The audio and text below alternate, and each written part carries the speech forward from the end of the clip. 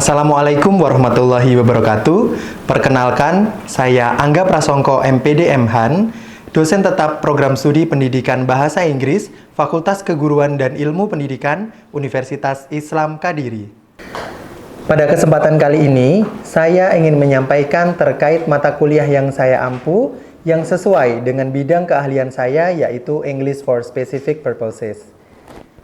Mata kuliah English for Specific Purposes ditujukan untuk mahasiswa Prodi Pendidikan Bahasa Inggris semester 4 dengan kode mata kuliah MKKFC 84112 dengan bobot 2 SKS yang diselenggarakan dalam 16 kali pertemuan tatap muka dengan rincian 14 kali pertemuan materi dan ujian tengah semester serta ujian akhir semester. Mata kuliah ini bertujuan untuk membekali mahasiswa dengan pengetahuan dan keterampilan dalam merancang, mengembangkan, dan mengevaluasi program pembelajaran bahasa Inggris yang disesuaikan dengan kebutuhan spesifik bidang profesi tertentu. Tidak hanya itu, mata kuliah ini merupakan bekal awal mahasiswa dalam menjadi seorang pengajar yang responsif terhadap kebutuhan dunia profesional yang beragam. Pada akhir mata kuliah, mahasiswa mampu menyusun dan menciptakan teaching skenario untuk kelas ESP sesuai konteks profesional. Adapun capaian pembelajaran lulusan atau CPL Prodi pada mata kuliah ini meliputi sikap, pengetahuan, keterampilan umum dan khusus telah tertuang dalam RPS dan telah divalidasi oleh koordinator program studi dan diketahui oleh dekan. Capaian pembelajaran mata kuliah yang diharapkan antara lain 1. Mahasiswa mampu menjelaskan konsep dasar, sejarah, dan prinsip ISP serta perbedaannya dengan General English. Yang kedua, mahasiswa mampu melakukan analisis kebutuhan peserta didik untuk perancangan program ISP. Yang ketiga, mahasiswa mampu merancang silabus dan materi ISP berdasarkan hasil analisis kebutuhan. Yang keempat, mahasiswa mampu memilih dan menerapkan metode dan pendekatan ISP sesuai konteks profesional. Yang kelima, mahasiswa mampu mengembangkan asesmen untuk mengevaluasi hasil pembelajaran dalam program ISP. Yang keenam, mahasiswa mampu mempresentasikan rancangan program ISP secara profesional dan kolaboratif. 3 aspek utama dalam proses pembelajaran mata kuliah ini adalah delivery, interaction, dan assessment atau DIA. Untuk delivery, saya melakukan presentasi interaktif yang langsung dilakukan secara tatap muka, dan untuk materi perkuliahan, learning contract serta RPS dapat langsung diunduh oleh mahasiswa pada sistem e-learning Uniska. Selain itu, mahasiswa juga melakukan perekaman kehadiran melalui laman tersebut setiap perkuliahan. Sedangkan untuk interaction pada mata kuliah ini melibatkan komunikasi dua arah antara dosen dan mahasiswa berupa diskusi tanya jawab, kolaborasi, dan refleksi bersama. Untuk assessment ataupun sistem penilaian yang saya lakukan dalam mata kuliah ini mencakup assessment formatif dan assessment sumatif untuk penilaian akhir berupa UTS dan UAS. Model pembelajaran yang digunakan dalam mata kuliah ini adalah task-based learning. Referensi yang saya gunakan dalam perkuliahan ini ada beberapa buku referensi karya ahli serta artikel jurnal bereputasi. Berikut adalah video proses pembelajaran pada mata kuliah English for Specific Purposes dengan materi pada pertemuan pertama, yaitu Introduction to ESP. Mari kita simak bersama. Assalamualaikum warahmatullahi wabarakatuh.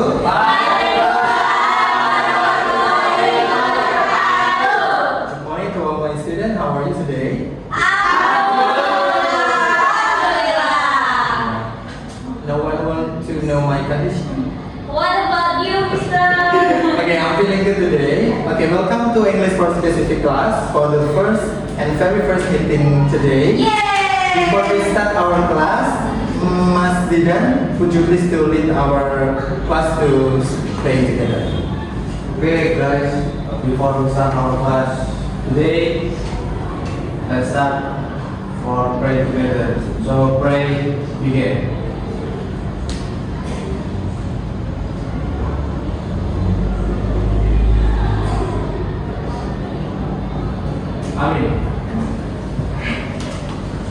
guys, are you ready for our first meeting in this semester? Semangat ya teman-teman. Okay, good. How do you spend your holidays? Just laying in the bed. So in the bed. Oke, so hari ini adalah the first meeting kita, teman-teman. Jadi harus lebih semangat untuk menyongsong the next chapter of the semester. Oke, for very first meeting, I want to discuss for our meeting is about introduction to ESP. Guys, for our learning contract and our RPS, you can download this the file in our LMS. Teman-teman bisa download materi ini di LMS dengan akunnya masing-masing. Jadi bisa baca kapan aja, di mana aja tentang aktiviti kita selama 1 semester pada mata kuliah English for specific purpose. Okay, guys, talking about the ESP. Can you see some pictures in the screen? Have you seen all the occupation that appear in the screen? Yeah. Let me see the first profession. Okay. How if you explain about the job without mention the name? Welcoming Okay. Welcoming Greeting. Welcoming customer. Okay, good. Welcoming the customer in some places. Then the second one, how about this profession? to check fashion. Okay, check the passion. And you see some people wearing the white jacket in the hospital, right? Yes. Yes. So what about the third one? The girls with the hat, the green hat, guiding. So, guys, what kind of English do you think this profession is? All the profession on the screen before use the same English to do their activities every day? No. No, totally no. So, for the first profession, someone who greeting the guests in front of the desk in the hotel. So, what kind of English that they use to every day when they work? What kind of English? I think the English for hotel because the picture show the customer service Okay. work for So- the hotel. Okay, good. English for hotel or customer service. So it's English for hospitality, right? Yes. And the second one, what kind of English that he do? It's a medical. Then the third one, what kind of English? English for tourism. Yeah. So all the profession has their own kind of English. That's the definition of ESP. Is the English used by a doctor is the same that the English do by the other profession? Of course, no, right? So the doctor use English in the medical area, and the other profession, for example, seorang pilot, yeah, they not talk English for medical. Pilot profesinya yang berbeda dengan dokter, bahasa Inggris yang dipakai spesifik pada bidang aviasi dan keselamatan. So, bahasa Inggrisnya berbeda dengan profesi yang lain. That kind of ESP. So, from the kind of occupation that I showed you before, dari gambar-gambar yang sudah saya sampaikan ke teman-teman sebelumnya, bisa disimpulkan bahwa bahasa Inggris itu ternyata juga ada bagian-bagian tertentu dengan bidang-bidang masing-masing sesuai dengan profesinya atau kebutuhannya tersendiri-sendiri. So let me see. ESP adalah akronim dari English for Specific Purpose. Apakah ESP ini adalah cabang dari bahasa Inggris? I think yes. Yes. It's not. Okay, jadi ESP is not a branch of English, but ESP is only approach that the way to teach about English in the specific area. Jadi bahasa Inggris itu ESP itu bukan cabangnya bahasa Inggris, cabang bahasa Inggris no, tapi ESP itu hanya pendekatan yang dipakai oleh seorang pengajar atau orang yang berada di bidang-bidang tertentu untuk belajar di areanya masing-masing. Because ESP itu punya target dan goals yang spesifik. Seorang yang berprofesi di bidang medical, they only focus on medical things. Vocabulary-nya hanya berhubungan dengan medical. Berbeda dengan profesi yang lain. Profesi yang lain, misalnya tour guide, bahasa Inggris yang dipakai adalah bahasa Inggris untuk pariwisata. Beda lagi dengan profesi yang lain. So, ESP is not new brands of English, but a way of teaching that focus on what learners really need to use English for. It's specific, distracted, and the content is relevant in the real life. Okay, that's the meaning of ESP. Now we are talking about the begin of ESP. Bagaimana ESP itu akhirnya menjadi sebuah pendekatan teaching dalam dunia bahasa Inggris. So in the end of the Second World War in 1945 atau pada era berakhirnya Perang Dunia Kedua, which is in 1960 itu otomatis sangat berpengaruh dan berdampak di dalam perkembangan dunia. Perang Dunia Kedua yang berakhir pada masa itu, akhirnya kehidupan berkembang, ditambah lagi dengan revolusi industri dan seterusnya yang mengakibatkan banyak bidang-bidang mulai berkembang pesat. In that area ada di bidang teknologi dan perdagangan yang menyebabkan apa? Kebutuhan pada komunikasi bahasa Inggris meningkat. Perang dunia selesai, ekspansi di mana-mana, pertumbuhan ekonomi semakin naik, kebudayaan jadi naik, akhirnya penggunaan bahasa Inggris semakin masif. Lahirnya ESP karena ekspansi itu semakin dibutuhkan pada bidang-bidang tertentu. Misalnya orang yang bepergian dengan perjalanan bisnis, mereka membutuhkan vocabulary tertentu yang berkaitan dengan bidang bisnis. Begitu juga dengan dokter di bagian bahasa Inggris medical. Semua sesuai dengan kebutuhannya masing-masing. Ini yang mendasari kenapa kebutuhan orang berbahasa itu meningkat, yang menjadi dasar kenapa ESP itu lahir. The second is the revolution in linguistic. Berkembangnya sebuah wilayah, berkembangnya sebuah daerah yang diakibatkan karena sebuah kejadian besar. Of course, budayanya ikut berkembang.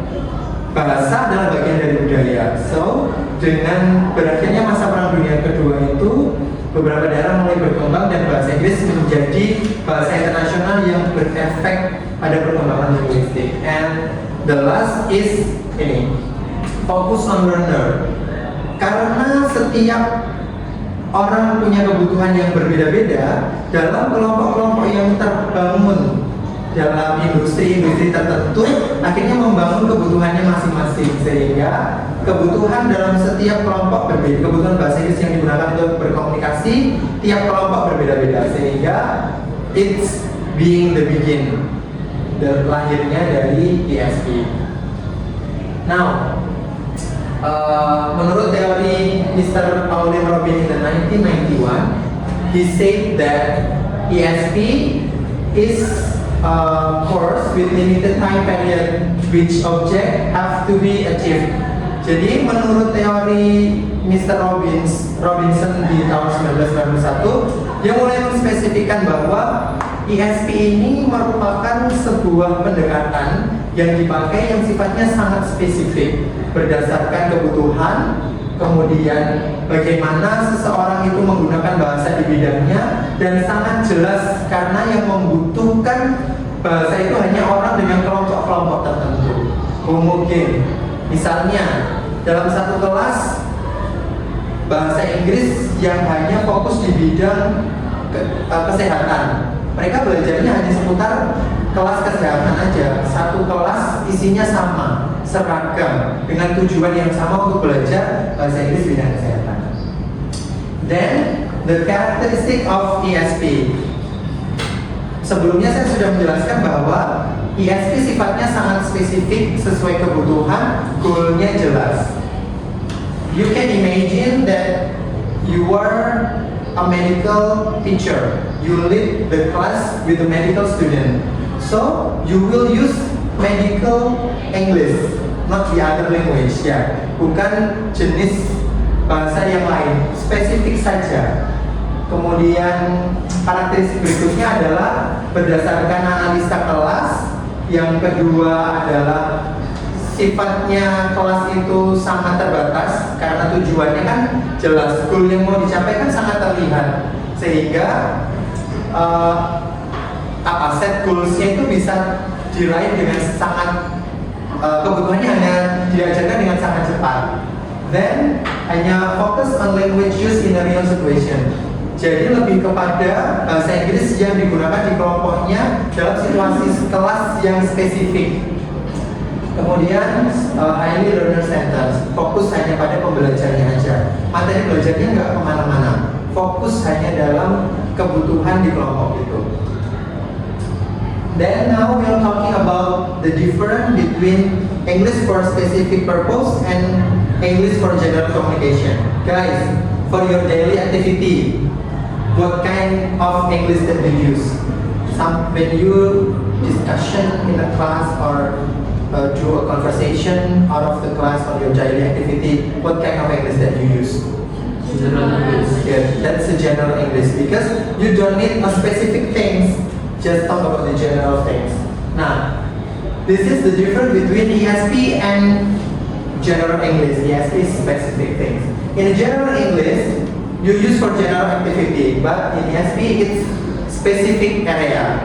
And the second, in general English, sometimes it did in the long term. That program taught in the long terms, but in the ESP, it's only short term. The third difference between ESP and general English is the focus. The general English nggak ada fokusnya karena sifatnya general, but in ESP the focus is only the relevant things yang ada di bidangnya masing-masing. And the last about the vocabularies. Kalau general English vocabulary-nya gimana?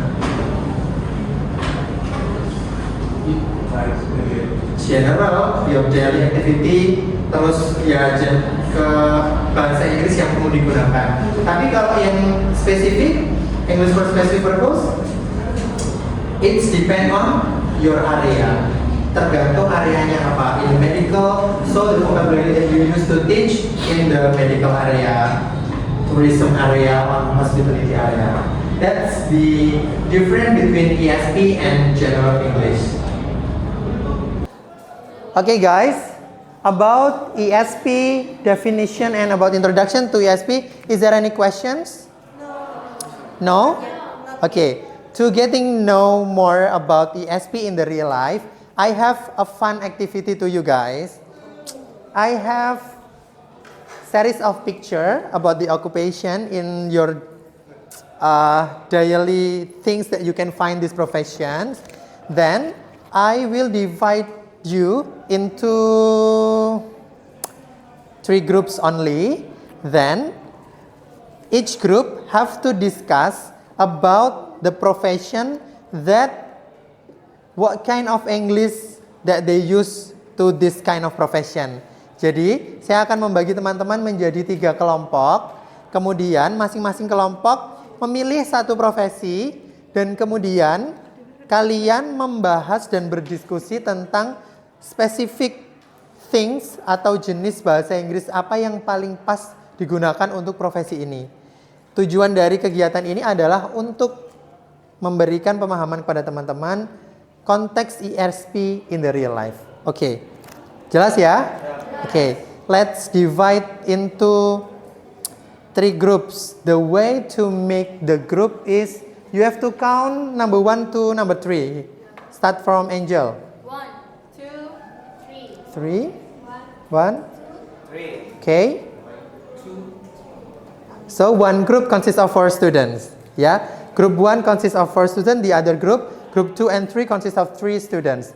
Now please make a move. Then you choose one of the profession picture. Then discuss about the ESP that use English used in this kind of profession. Okay. Let's move. Okay, guys, are you finished to discuss about your English used in your profession? Ready? Okay, then are you ready for presenting your group discussion result? Okay, which group want to be the first presenter? Second group, okay. It's your turn. Please stand up in front of the class. Then show up your result. So I got an artist, and the target is an IEC student. And what is the purpose of this learning is to entertain the audience. And also keterampilan bahasa yang digunakan itu the first is public speaking, and then stage act, and then how to perform in huge audience.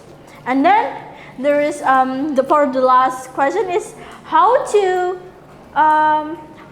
we use the materials, authentic materials, nervousness when the artists are on the stage. And the second, how to make your stage more alive when you are performing. And then the third is how to interact with audience when you are in the stage. So guess that's all from me. Thank you. Okay, give round of applause to the first group. Have a seat, the first group. Now we are going to the second group. Second group, please come forward. Yay! Who will be present the result of the discussion? Zidan. Yeah. Okay.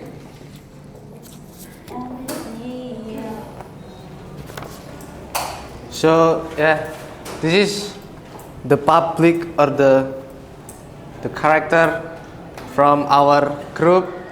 The name is Daniel Devi. So he is a doctor.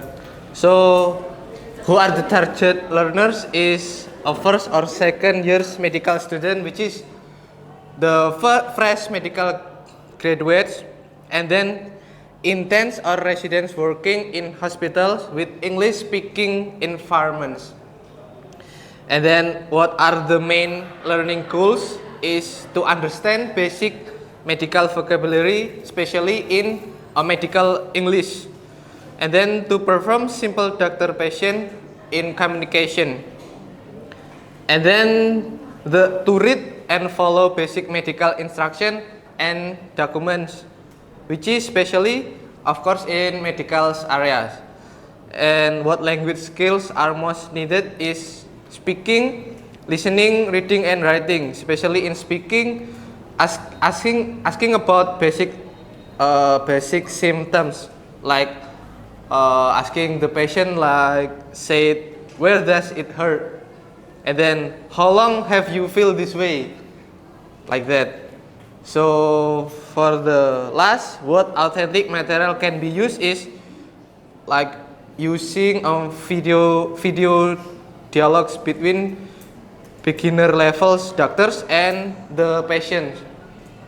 And then basic medical forms, simple health articles, medical vocabularies flashcard, and doing role play activities like simulating doctor and patient interaction. So that's all. Thank you very much. Okay, thank you, Zidan. So after you completing your presentation, it's also the end of our class this morning. So guys, before I close our class this morning,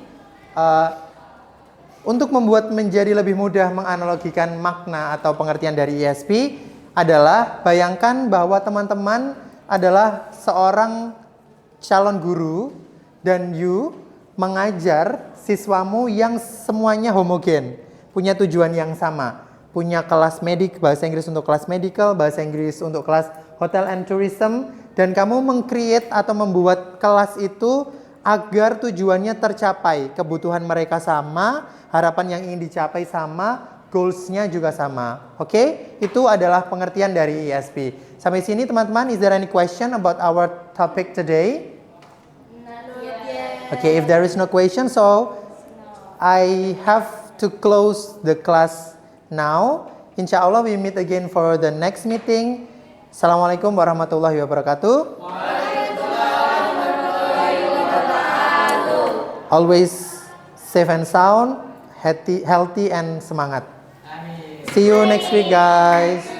Sekian video rekaman proses pembelajaran untuk mata kuliah English for Specific Purposes pada program studi pendidikan bahasa Inggris Fakultas Keguruan dan Ilmu Pendidikan Universitas Islam Kadiri. Video ini digunakan sebagai salah satu syarat penyusunan dokumen pernyataan diri dosen dalam unjuk kerja Tridharma Perguruan Tinggi atau PDD UKT-PT. Semoga dengan adanya video ini bisa menjadi pertimbangan yang baik dalam proses penilaian sertifikasi dosen tahun 2025. Akhir kata saya ucapkan terima kasih. Wassalamualaikum warahmatullahi wabarakatuh.